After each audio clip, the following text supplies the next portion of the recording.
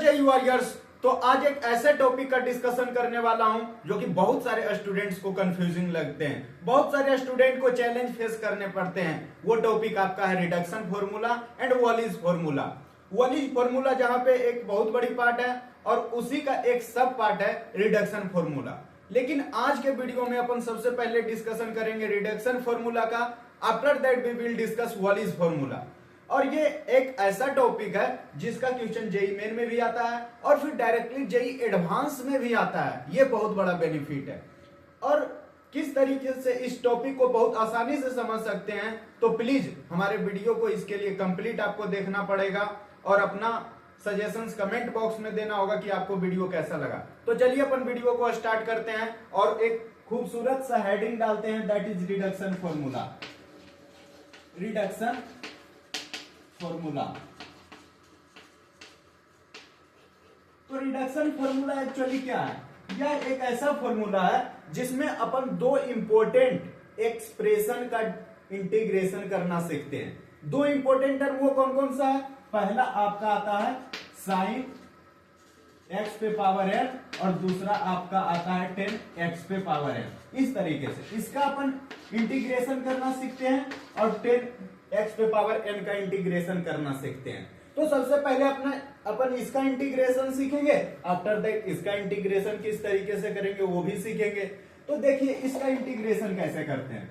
तो पहला पार्ट कि सपोज आपको आई एन इक्वल टू इस तरीके से गिवन हो कि इंटीग्रेशन ऑफ 0 से पाई बाई 2 साइन पे पावर एन एक्स dx। इस तरीके से आपको कोई एक्सप्रेशन दिया हो कि इंटीग्रेशन 0 से पाई बाई 2।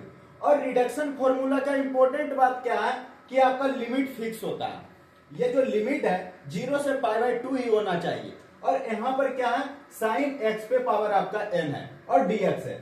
तो इसका किस तरीके से इंटीग्रेशन करेंगे, ध्यान से देखिएगा। एक फॉर्मूला बताता हूं, उससे डायरेक्टली जादू लगेगा और जादू देख के आपको भी मजा आएगा। देखिए यहां पे ये आपका है n-1 upon n into i n-2। बिल्कुल समझ नहीं आया, कुछ नहीं दिमाग में घुसा तो फिर से ध्यान दीजिएगा कि इंटीग्रेशन 0 से पाई बाई 2 साइन एक्स पे पावर n dx है इक्वल टू होगा n-1 upon n into i n-2। बिल्कुल नहीं समझ आया, देखिए एक एग्जांपल आपको देते हैं फिर से कि आपको इंटीग्रेट करना है। सपोज आपको क्वेश्चन है कि इवेल्युएट 0 से pi by 2 sine 10 x dx। तो ये बताइए मेरे भाई कि जब इस क्वेश्चन को देखिएगा और इस एक्सप्रेशन को देखिएगा और दोनों को कंपेयर कीजिएगा तो बताइए n का वैल्यू कितना आएगा। दिमाग लगा के बोलिए, यहाँ पर 10 है यहाँ पे n है, तो n का वैल्यू कितना हो गया? 10 हो गया। बिल्कुल सही है, n इक्वल टू 10 आ गया। यहाँ पे भी लिमिट 0 है, यहाँ पर भी लिमिट 0 है, यहाँ भी पाई बाई 2 है, यहाँ भी पाई बाई 2 है, बिल्कुल सेम दिख रहा है। Means I can use this formula. कैसे करेंगे दिमाग से देखिएगा। यहाँ देखिए अपन इसको आई एन मान लेते हैं। आई एन इक्वल टू अपन मान लिया कि 0 से पाई बाई 2 है साइन 10x dx है इक्वल टू। अब अपन क्या लिखेंगे, इक्वल टू में क्या लिखा है? n-1 upon n। n-1 upon n का मतलब क्या है? n यहाँ पे कितना है? 10। तो यहाँ पे कितना हो जाएगा? 10-1 equal to 9। 9 upon 10 into i n-2। I n-2 मतलब क्या हो जाएगा? n इक्वल टू यहाँ पे 10 है तो 10-2 क्या हो जाएगा? i8 ये वाला बन जाएगा। i8 बन गया। अब i8 का वैल्यू निकालना है। तो i8 का वैल्यू निकालने के लिए क्या करेंगे? अब n इक्वल टू 8 रखेंगे। तो जब n इक्वल टू 8 रखेंगे इसके बाद का सॉल्यूशन ऊपर करते हैं। अब देखिए 9/10 इंटू i8 आया। अब अपन चैलेंज क्या है? i8 निकालना है। तो i8 कैसे निकालेंगे? i8 इक्वल टू क्या हो जाएगा? n इक्वल टू 8 हो गया। तो n इक्वल टू 8 हो गया तो n इक्वल टू 8 इस इक्वेशन में, इस फॉर्मूला में पुट कीजिए n इक्वल टू 8। तो कितना निकल कर आ जाएगा? 7 अपॉन 8 इंटू आई 8-2 कितना हो गया? 6 हो गया। ठीक है, इतना समझ आता है। अब चैलेंज क्या है? i6 निकालना। तो i6 इक्वल टू कितना हो जाएगा? फिर से ये फॉर्मूला लगाएंगे, n इक्वल टू 6 रखिए तो 5/6 आ जाएगा और i कितना आ जाएगा n-2 मीन्स I4 आ गया। तो फिर से अब निकालना है I4, तो I4 यहाँ पे निकालते हैं, तो यहाँ पे I4 कितना, फिर से इस फॉर्मूला का यूज कीजिए, तो कितना आ जाएगा 4 - 1 3 हो जाएगा, 3/4 I आपका 2 बन गया। अब क्या बचा, I2 निकालना है। I2 निकालने के लिए क्या करेंगे, फिर से इस फॉर्मूला का यूज करेंगे, तो 2 - 1 1 हो गया, 1/2 I ये 0 बन गया। अब I0 निकालना है। I0 निकालने के लिए क्या करेंगे मेरे भाई, आप तो सोच रहे होंगे अब तो इस फॉर्मूला के यूज नहीं कर सकते हैं जी, बहुत अच्छे बात सोच रहे हैं। अब I0 कैसे निकालेंगे, फिर यहां आप आ जाइए क्वेश्चन पे। I n = sin x पे पावर n था, तो I0 कितना हो जाएगा, फिर से पूछ रहे हैं कि अब देखिए यहाँ पे अपन सॉल्यूशन यहाँ पे करते हैं इसका कि I0 कितना हो जाएगा, जब In का वैल्यू ये है तो I0 क्या हो जाएगा, ये हो जाएगा 0 से π/2 साइन n के जगह 0 रख देंगे तो 0x हो जाएगा और dx हो जाएगा, यही हो जाएगा, यस यही हो जाएगा।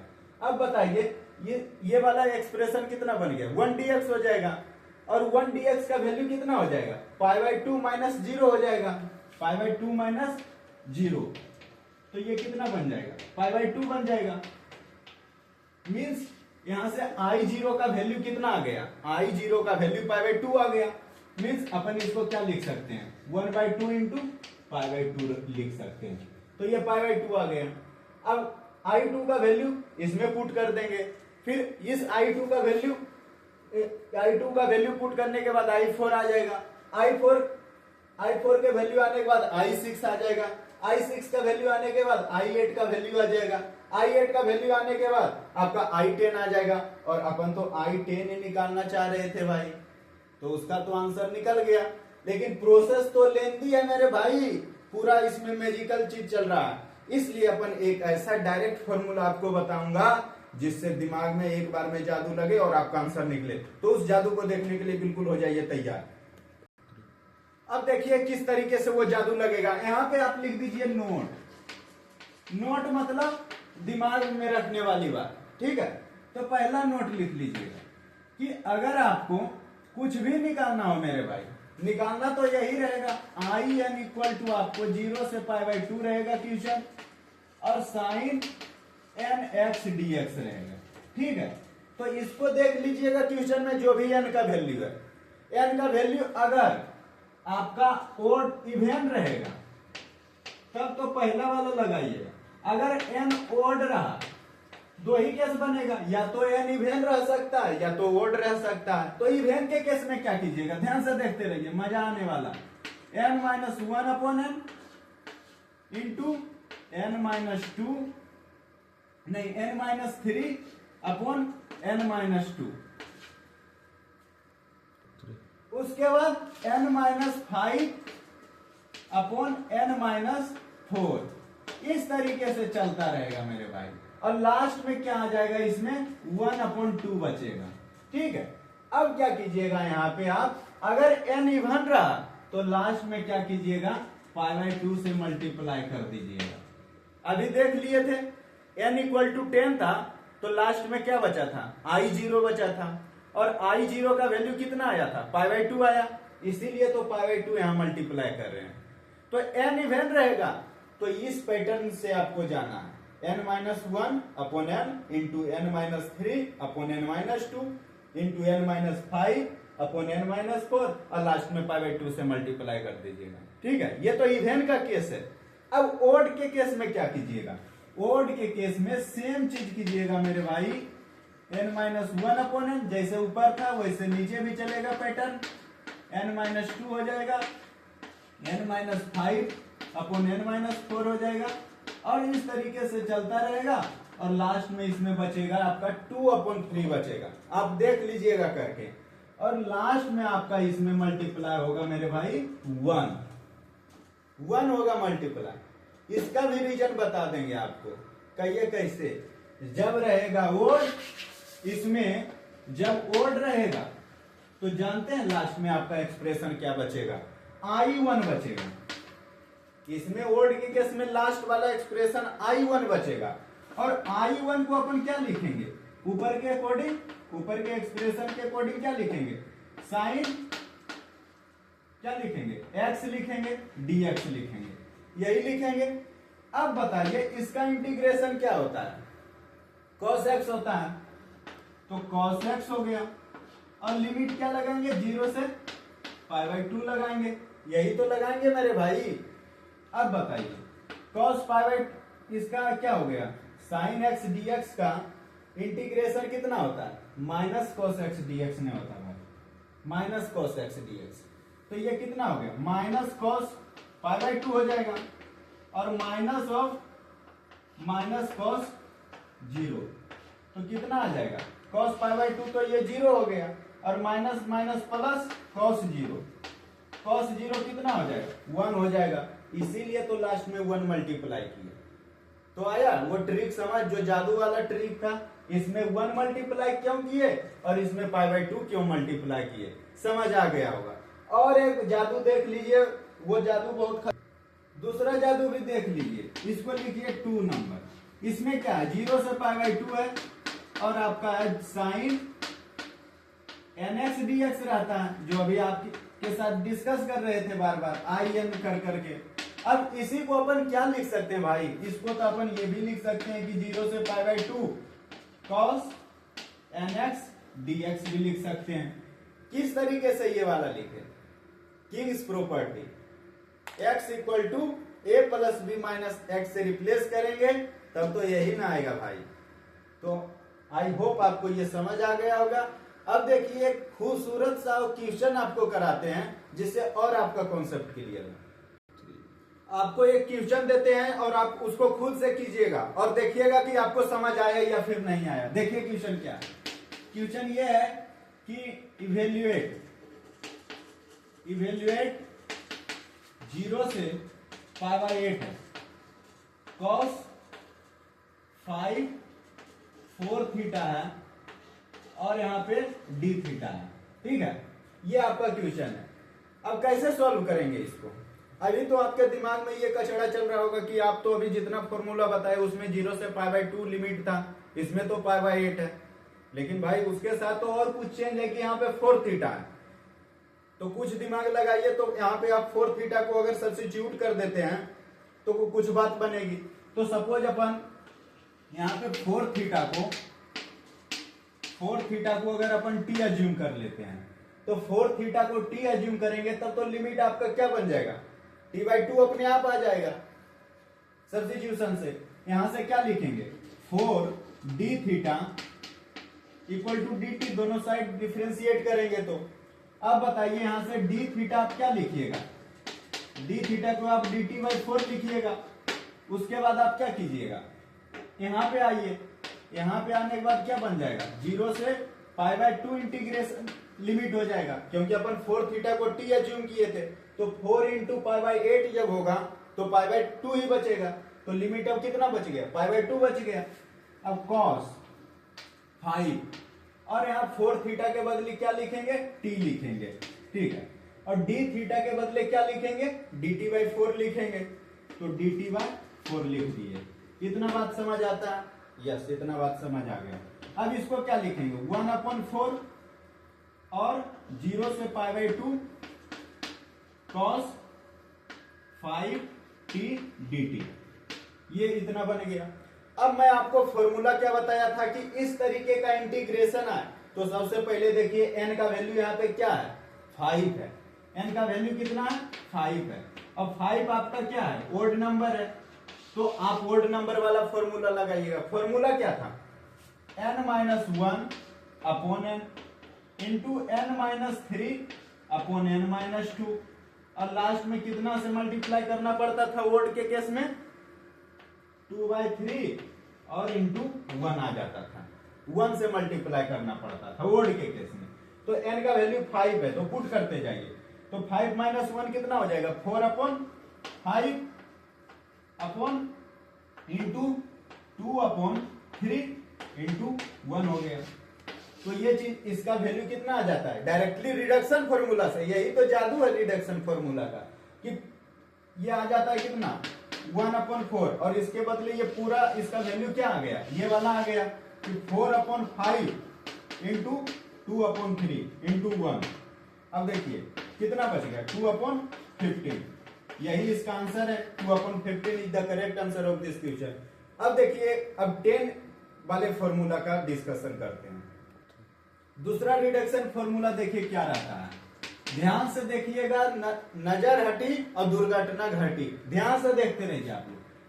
ये रहता है कि आई एन इक्वल टू, अगर आपको आई एन इक्वल टू इस तरीके से रहे कि 0 से π/4 लिमिट रहेगा और इसमें 10 और इसका पावर m और h dx रहता है, इस तरीके से आपको इंटीग्रेशन रहेगा कि 10x पे पावर m dx और लिमिट बहुत जरूरी है, 0 से π/4 है। साइन के केस में क्या था, 0 से π/2 था। लिमिट फिक्स होना चाहिए तभी आप रिडक्शन फॉर्मूला लिएगा। ये डिस्क्लेमर के साथ है भाई रिडक्शन फॉर्मूला, डिस्क्लेमर बिल्कुल ध्यान में रखना कि इसमें लिमिट क्या रहेगा 0 से π/4, साइन के केस में 0 से π/2। तो इसको कैसे लगाना, ध्यान से देखिए इसमें कैसे लगाना, i n plus i n minus 2 equal to इसमें होता है 1/n-1 होता है। ध्यान से बिल्कुल ध्यान से देखिए, बस इसको आप ध्यान से देखते रहिएगा और इसको याद कर लीजिए मन में। अब देखिए एक एग्जांपल देखिए, सिंपल सा एग्जांपल बिल्कुल देखिए कि 0 इवेल्युएट, यहां पे लिख देते हैं इवेल्युएट 0 से π/4 10 4 theta plus sec square theta, ये आपका ट्यूशन और इसमें d थीटा है, ठीक है। अब तो आप ट्यूशन देके हक्का बक्का हो गए होंगे, क्योंकि दोनों का कंपेयर कीजिएगा तो कुछ तो मैच ही नहीं कर रहा है। तो क्या करेंगे, क्योंकि फॉर्मूला तो पढ़े सेक 10 के लिए, तो आप सेक को एलिमिनेट कीजिए। कैसे एलिमिनेट करेंगे, ध्यान से देखिए। फॉर्मूला पढ़े ट्रिग्नोमेट्री में, sec square theta equal to क्या होता है 1 + tan स्क्वायर थीटा, उसको लिखिए, ध्यान से इसको लिख दीजिए, इसको 1 + tan स्क्वायर थीटा लिख देंगे, लिख दिए 1 + tan square theta d theta, ये लिख दिए, ठीक है लिख दिए, बहुत अच्छा किए लिख दिए। तो उसके बाद क्या करेंगे, इसको अब सबको अलग कर दीजिए, टर्म को अलग कर दीजिए, सेपरेट कीजिए। तो क्या लिखेंगे 0 से π/4 tan 4 theta d theta plus 0 से π/4, सब टर्म को सेपरेट कर लें, d थीटा प्लस 0 से π/4 tan square theta d theta, ये लिख दिए, इतना लिख दिए सब चीज। अब बताइए, अब अपन इसको क्या करेंगे, आई एन मान लेते हैं। अब तो आई एन इसको अज्यूम कर सकते हैं ना, आई एन मतलब n = 4 है, मीन्स इसको आप I4 तो आप बोल सकते हैं, ध्यान से देखिएगा। अब इसको I4 बोल सकते हैं या नहीं, हाँ I4 बोल दिए। अब और इसको जब इंटीग्रेट कीजिएगा तो इसको तो सिंपल कर देंगे, इसका इंटीग्रेशन कितना आएगा 1 थीटा, 1 थीटा मतलब π/4 - 0, तो ये कितना हो गया π/4 ही हो गया, ठीक है। अब ये बताइए ये वाला कितना है, इसका कंपेरिजन इससे कीजिएगा तो ये कितना आ जाएगा I2 आ जाएगा, तो I2 हो गया, I2 हो गया।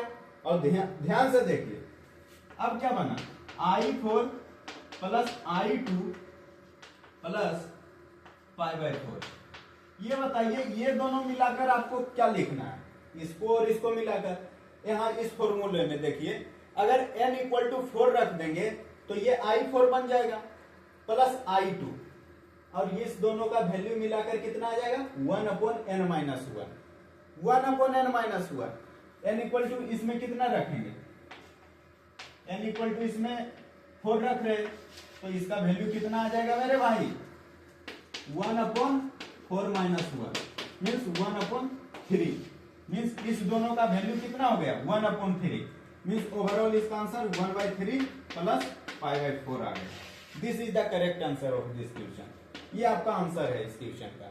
तो ध्यान दे दीजिए कि ये I4 था और ये I2 था, और दोनों का समेशन जब किए तो क्या निकल गया 1/3, मतलब दोनों के बीच का नंबर 4 और 2, और दोनों के बीच में क्या था 3, तो आंसर क्या हो गया 1/3। तो इस तरीके से फॉर्मूला लगाया जाता है स्टेप बाय स्टेप, इस तरीके से सोचना। अब बात करेंगे वॉलिस फॉर्मूला का। अब हेडिंग डालिए वॉलिस फॉर्मूला, प्यारा सा हेडिंग है भाई, एनर्जी बिल्कुल कम नहीं होना चाहिए। नहीं समझ आया कमेंट बॉक्स में लिखिएगा नहीं समझ आया, और जहां टॉपिक में दिक्कत है बोलिएगा। वॉलिस फॉर्मूला ये बड़ा वर्जन है, अपडेटेड वर्जन है वो सब का। देखिए किस तरीके से वॉलिस फॉर्मूला, इसमें देखिए क्या है, 0 से π/2 साइन n, साइन x पे पावर n है, इंटू कॉस x पे पावर m। इस तरीके से रहता है आपका एक्सप्रेशन, साइन x पे पावर n, कॉस x पे पावर m, और लिमिट 0 से π/2। ध्यान से 0 से π/2 लिमिट रहना चाहिए, और इस तरीके से एक्सप्रेशन दिखना है, तभी ये फॉर्मूला लगाएंगे। तो सबसे पहला चेक करना है आपको कि सब चीज भूल जाइए, सब चीज भूल जाना है, फोकस क्या करना है n और m पे। अगर n और m इवन रहा, if n m are even, दोनों का दोनों, both n and m are even, अगर दोनों इवन रहा तब देखिए इसमें क्या करेंगे। ध्यान से देखिएगा, बिल्कुल ध्यान से। n पहले n लीजिए, ठीक है, उसमें क्या कीजिए आप ओड नंबर सब्ट्रैक्ट करना स्टार्ट कीजिए। n-1, n-3 इंटू n-5, और इस तरीके से चलते रहिए। उसके बाद किसको पकड़िए, m को पकड़िए, और m से भी ओड नंबर सब्ट्रैक्ट करना स्टार्ट कीजिए। m-1, m-3, m-5, और इस तरीके से चलते रहिए, ठीक है, चलते रहे। अब फिर नीचे में आइए डिनोमिनेटर में, अब दोनों को ऐड कीजिए m प्लस n, और दोनों m प्लस n को पकड़कर अब इवन नंबर सब्ट्रैक्ट करना स्टार्ट कीजिए। m प्लस n पहले ले लीजिए, उसके बाद m plus n-2, m plus n-4, और इस तरीके से चलते रहिए, और लास्ट में मल्टीप्लाई क्या कर दीजिए π/2। लास्ट में मल्टीप्लाई करना है π/2, ठीक है। कब, जब n और m दोनों इवन रहेगा तब लास्ट में π/2 मल्टीप्लाई करना है, ठीक है। अब देखिए अगर नहीं रहा तब, इफ अगर दोनों इवन नहीं रहा तो क्या करेंगे, तब अदरवाइज। जब ये केस नहीं होगा तब क्या करना, इतना दूर तक तो सब चीज सेम रहेगा, यहां तक सब चीज सेम रहेगा, नीचे भी कॉपी कर दीजिए। n-1 into n-3 into n-5 dot dot dot m-1 into m-3, और इस तरीके से, और नीचे भी जो ऊपर है वैसे कर दीजिए। m plus n-2, m plus n-4 dot dot dot, last में क्या कीजिए 1 मल्टीप्लाई कीजिए। ऊपर क्या किए π/2 मल्टीप्लाई किए, और नीचे क्या करेंगे 1 मल्टीप्लाई करेंगे। इस तरीके से वॉलिस फॉर्मूला ऐसे एक्सप्रेशन का इंटीग्रेशन करना बताता है। तो एक एग्जांपल देख लीजिए जिससे और आपका कॉन्सेप्ट क्लियर हो। सपोज आपको एक एग्जांपल देते हैं, ध्यान से देखिएगा एग्जांपल कि इवेल्युएट 0 से π/2 साइन 10x, साइन x पे पावर 10, और कॉस आपका मान लीजिए 5 है, x dx, ठीक है, इतना समझ आता है। सबसे पहले देखिए मेरे भाई, जो मैं आपको पीछे फॉर्मूला बताया था और इसको दोनों को कंपेयर कीजिए, तो m इक्वल टू आपका कितना आएगा 10, और m इक्वल टू कितना आ जाएगा 5, ठीक है। तो ये बताइए एक इवन है और दूसरा ओड है, तब तो मतलब अदरवाइज वाला फॉर्मूला लगाना है। अदरवाइज मीन्स लास्ट में 1 मल्टीप्लाई करना है, ठीक है, इतना समझ आता है। लेकिन उससे पहले क्या करना है, आपको ये फॉर्मूला लगाना है।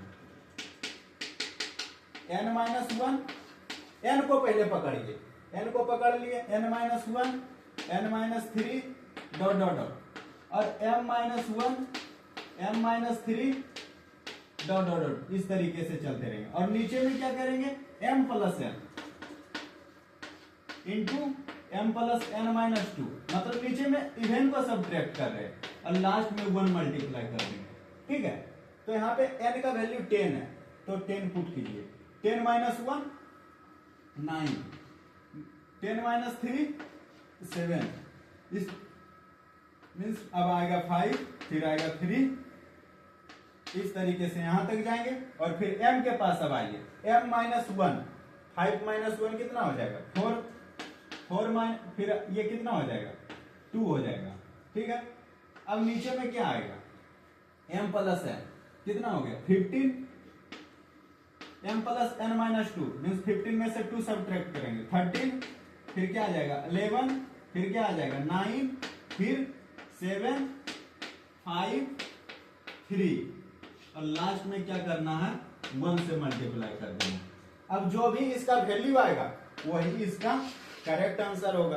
तो इस तरीके से अपन वॉलिस फॉर्मूला और रिडक्शन फॉर्मूला एक अच्छे लेवल पे कवर कर लिए और इसका क्वेश्चन मोस्ट प्रोबेबली पूछा जाता है जेईई मेन में भी और जेईई एडवांस में भी, मोर देन 1 करेक्ट ऑप्शन में पूछ लिया जाएगा, इसलिए इसको अच्छे से करके जाइएगा।